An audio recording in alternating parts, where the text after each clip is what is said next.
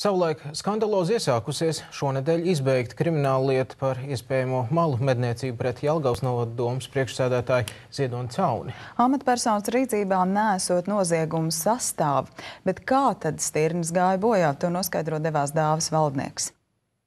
2011. gada februārī Stirnu medību lieguma laikā Jelgavas novada domes priekšsēdētājs Ziedonis Cauni kopā ar mežzini Jānu Ozoliņu, kuram bija ierocis, tika aizturēts braucam ar sniegu motociklu netālu no vietas, kur tika atrastas beigtas stirnas.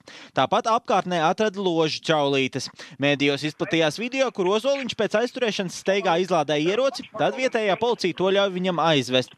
Neskatoties uz šķietam nepārprotamo situāciju, likumsargi nolēmuši, ka vīrieši ar malu medniecību nenodarbojās.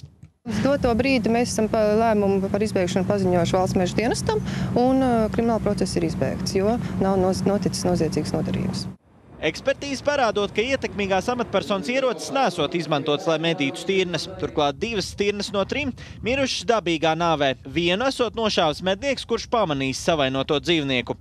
Medību biedrs informēja, ka notikuma vietā viņš ir manījis stirnu, kurai plēsa brūcīti ir ar kājas lūzumiņu, un sazinoties viņš ar mežsargu ar atļauju, tātad vienojās, kad lai beigt šīs dzīvnieciņu mocības, ka viņš viņu tā kā var piešaut. Veterinārijas eksperti, kuri deva atzinumu par stirnu līķiem, savu seju atklāt nevēlas, jo jāvērtē daudzu iespējumu noziedznieku pastrādātais. Tomēr par Caunas lietu atzīst, stirnas netika nomedītas.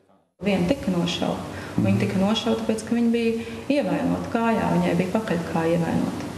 Gan tīk tas ir tādu ētisku iemeslu dēļ.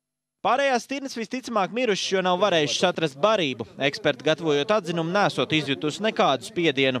Arī tūmā atrastās čaulītes nav nedz no Caunas, ne Ozoliņa ieroča. Pats Ziedonis Cauni norāda, ka Jelgavas novada domes priekšsēdētāja krēsls ir pietiekami svarīgs un daudzu gribēts. Tieši tāpēc, lai ar viņu politiski izreitinātos, Caunim piekarina malu mednieka birku.